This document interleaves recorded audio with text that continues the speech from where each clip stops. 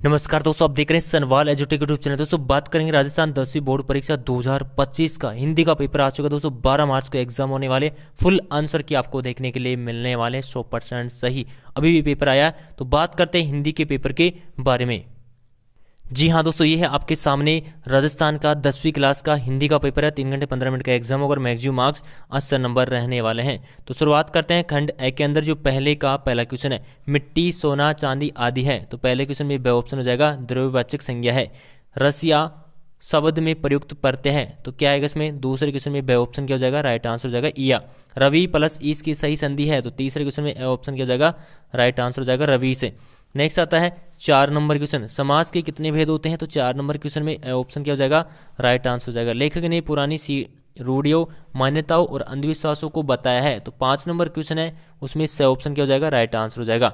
बिस्मिल्लाह खां को जाना जाता है। तो 6 नंबर क्वेश्चन है, 6 नंबर में से ऑप्शन क्या हो जाएगा? राइट आंसर हो जाएगा। 7 नंबर में नवाब साहब खीरा खाने के अपने ढंग से माध्यम से दिखाना चाहते। तो 7 नंबर क्वेश्चन में ए ऑप्शन क्या हो जाएगा? राइट आंसर हो जाएगा। नेक्स्ट आता है 8 नंबर क्वेश्चन। 8 नंबर में पूछा है, बाल गोविंद भगत साहब किसे मानते थे? तो 8 नंबर क्वेश्चन में ए ऑप्शन हो जाएगा राइट आंसर कबीर को। तार सप्तक में किसका गला बैठने लगता है? तो 9 नंबर क्वेश्चन में बे ऑप्शन क्या हो जाएगा? राइट आंसर हो जाएगा। 10 नंबर आता है, छोड़कर ताला में मेरी झोंपड़ी में खिल रहे जलजात। पंक्ति में जलजात शब्द का प्रयोग किसके लिए प्रयुक्त किया गया है? तो 10 नंबर क्वेश्चन में बे ऑप्शन क्या हो जाएगा? राइट आंसर हो जाएगा। उसके बाद में आता है 11 नंबर क्वेश्चन, आत्मकथ्य रचना के रचनाकार है। तो 11 नंबर क्वेश्चन में ए ऑप्शन क्या हो जाएगा? राइट आंसर हो जाएगा। पुरीनी पात रहत जल भीतर, पंक्ति में पुरीन शब्द का अर्थ है। तो 12 नंबर जो क्वेश्चन है, इसके अंदर से ऑप्शन क्या हो जाएगा? राइट आंसर हो जाएगा कमलिनी। नेक्स्ट आता है, लेखक अज्ञे के अनुसार सच्चा लेखन पैदा हुआ। तो इसके अंदर कौन सा ऑप्शन होगा? ए ऑप्शन राइट आंसर होगा, किताबें फटकर। नेक्स्ट आता है, जितेन ने यूम थांग घाटी में किस फिल्म की शूटिंग होने की बात कही है? तो इसके अंदर कौन सा ऑप्शन होगा? ए ऑप्शन राइट आंसर हो जाएगा गाइड। सांप से डरकर भोलानाथ भागता हुआ किसकी गोद में दुबक जाता है? तो इसके अंदर कौन सा ऑप्शन क्या हो जाएगा? राइट आंसर हो जाएगा माता की।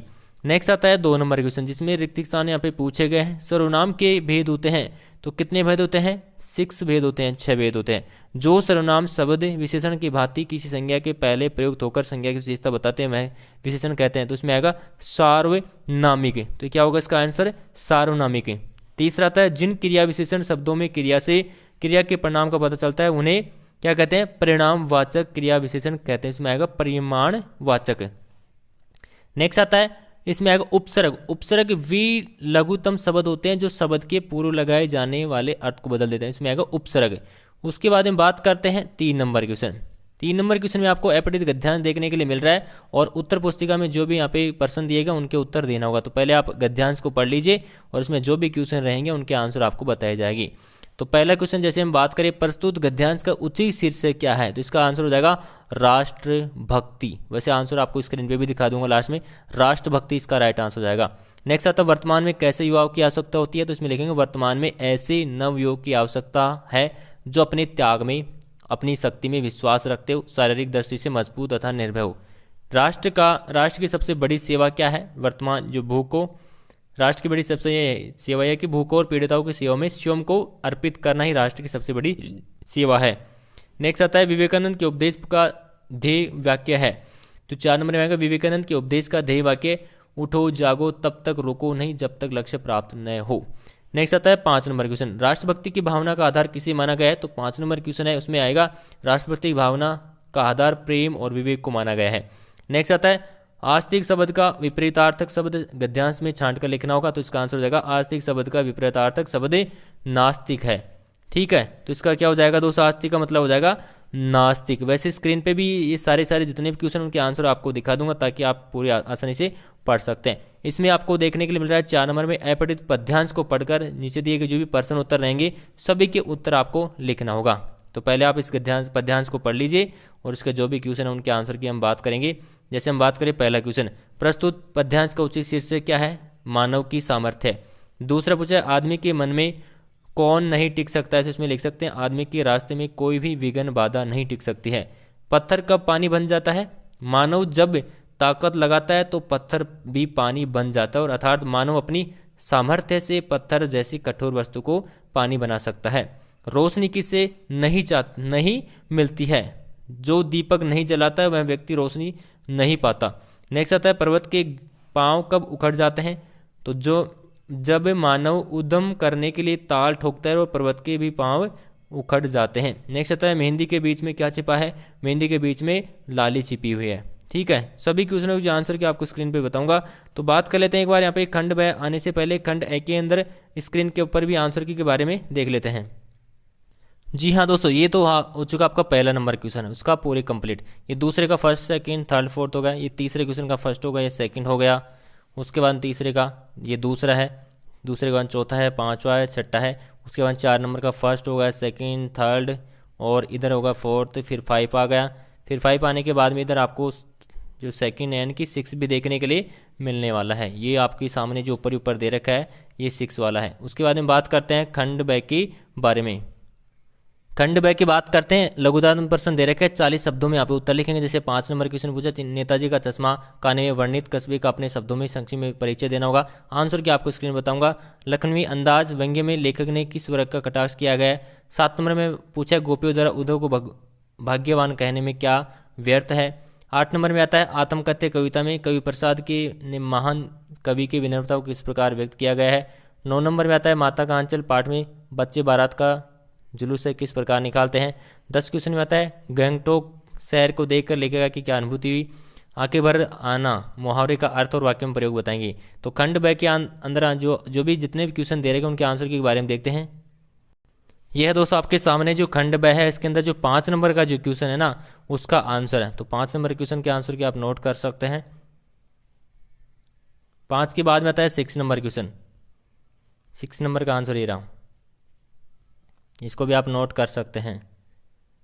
पूरा लिखा हुआ है, आराम से नोट कर सकते हैं, तैयारी कर सकते हैं। 7 नंबर क्वेश्चन का आंसर ये रहा।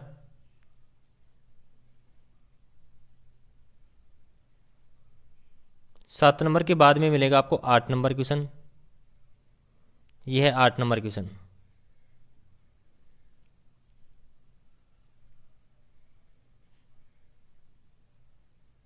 यह है दोस्तों 9 नंबर क्वेश्चन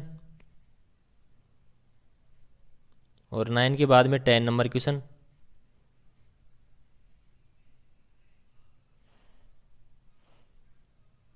ये 10 नंबर है। फिर आता है 11 आंखें भर आना का मतलब भावुक होना। नेताजी सुभाष चंद्र बोस की मूर्ति पर सैकड़ों का सरकंडों का चश्मा देखकर हालदार साहब की आंखें भर आई है। ठीक है, अब बात करते हैं खंड स के बारे में। खंड स के अंदर आता है 12 नंबर क्वेश्चन। अपठित गद्यांश को पढ़कर जो भी क्वेश्चन दिए गए उनके आंसर देना होगा। तो यहाँ पे भी लगभग आपको 4 क्वेश्चन देखने के लिए मिल रहे हैं। तो चारों क्वेश्चन के आंसर की आपको बताई जाएगी फर्स्ट सेकंड थर्ड फोर्थ में, अथवा के अंदर भी आपको ऐसे ही देखने के लिए मिलेंगे। तो दोनों की आंसर की बताई जाएगी। बट एग्जाम में करना क्या है, आपको एक ही क्वेश्चन करना है। ठीक है, 12 नंबर क्वेश्चन में। 12 के बाद में आता है 13 नंबर क्वेश्चन। खंड है स वाला एक साथ ही आपको बताऊंगा। ये 13 नंबर क्वेश्चन आ चुका है। इसमें पद्यांश दे रखा, पढ़कर जो भी क्वेश्चन दिएगा उनके आंसर देना होगा। इसमें भी आपको 4 क्वेश्चन यहाँ पे दे रखा है। और फिर अथवा में भी पूछा गया यहाँ पे, अथवा में भी आपको 4 क्वेश्चन यहाँ पे देखने के लिए मिल रहे हैं। फिर नेक्स्ट आता है 14 नंबर क्वेश्चन। ये थोड़ा बड़ा क्वेश्चन है कि 3 नंबर का है, बट आंसर किसकी बताई जाएगी, अथवा में दे रखा है इसमें। फिर 15 नंबर क्वेश्चन आता है। फिर उसके बाद में बात करेंगे जो 16 नंबर क्वेश्चन है, उससे पहले हम 15 नंबर तक देख लेते हैं, यानी कि खंड स के बारे में। यह है दोस्तों आपके सामने जो खंड स है उसका 12 का पहला नंबर क्वेश्चन का आंसर। फिर आता है 12 का सेकंड। सेकंड को नोट कर लीजिए। यह है 12 का तीसरा। 12 का चौथा क्वेश्चन है ये। फिर आता है 13 नंबर क्वेश्चन।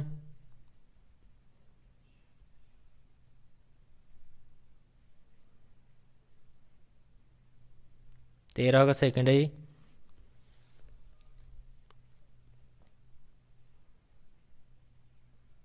तेरह का थर्ड नंबर।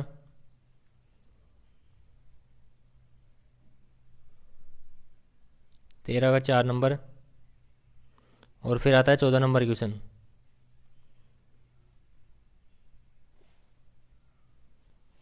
ये भी है आपका 14 नंबर का ये भी।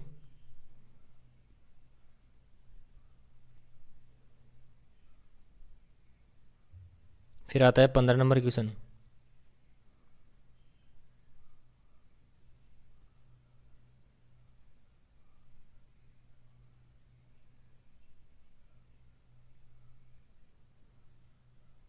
अब इसके बाद हम बात करते हैं नेक्स्ट क्वेश्चन के बारे में। 16 नंबर क्वेश्चन की हम बात करते हैं सूर्यकांत त्रिपाठी निराला के कर्तृत्व और व्यक्तित्व के बारे में, मनु भंडारी के कर्तृत्व और व्यक्तित्व के बारे में बताना होगा। तो ये है आपका 16 नंबर। उसके बाद में खंडदय की बात करते हैं तो 17 नंबर क्वेश्चन आता है यहाँ पे। तो ये भी 4 नंबर का क्वेश्चन है, इसमें भी अथवा में दे रखा है।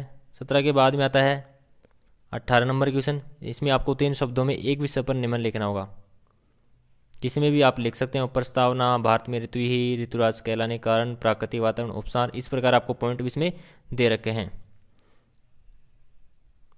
4 में से आपको एक पे करना है, बट आंसर की सभी की बताई जाएगी।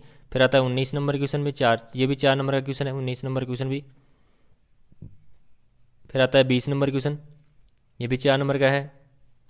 अब बात कर लेते हैं यहाँ पे 16 से 20 तक क्वेश्चन के आंसर की के बारे में। यह दोस्तों आपके सामने 16 नंबर क्वेश्चन, इसका जो जीवन परिचय वो दे रखा है। ये 16 नंबर के क्वेश्चन का आंसर है, तो आराम से आप नोट कर सकते हैं। ये भी 16 नंबर का है, वो पहला पॉइंट था। इसमें साहित्यिक परिचय पूछा है 16 नंबर में ही।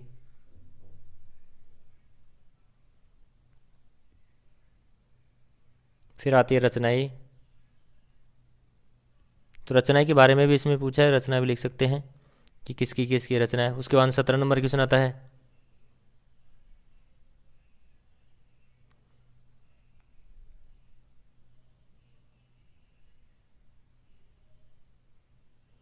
सत्रह के बाद में आपको 18 नंबर देखने के लिए मिलने वाला है। ये 18 नंबर है ऋतुराज वसंत, यानी कि निबंध लिखना था, तो प्रस्तावना लिखेंगे पहले।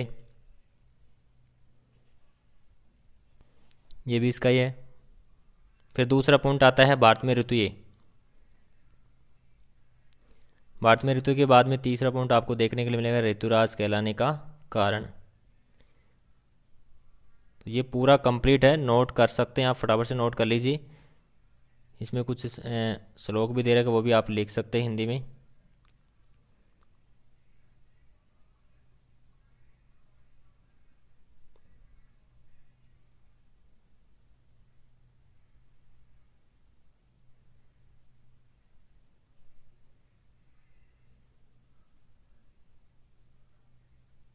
तो इस प्रकार आपको दोस्तों निबंध इसमें लिखना होगा किसी एक पर, ठीक है। ये है। उसके बाद में आता है प्राकृतिक वातावरण।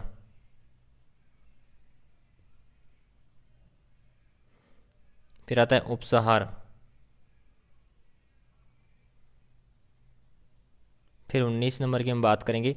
एक बता रखा है, ये एक आप नोट कर सकते हैं, बाकी ऐसे ही आपको सारे करने होंगे। 19 नंबर क्वेश्चन है, इसमें पत्थर पूछा है, तो इस प्रकार लिखेंगे। पत्थर भी, पत्थर देख सकते हैं कि किस प्रकार पत्थर लिखना होगा आपको।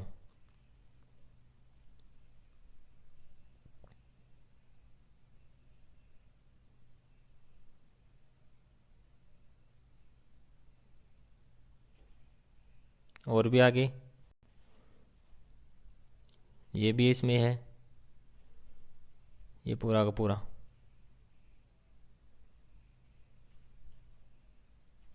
ठीक है, इस पूरे को भी आप नोट कर सकते हो। दोस्तों पेपर कंप्लीट हो चुका है, लाइक शेयर सब्सक्राइब जरूर कर लेना। ऐसे आपको लगभग 9-10 पेपर देखने के लिए मिलने वाले हैं, तो अच्छी तैयारी से करें। धन्यवाद।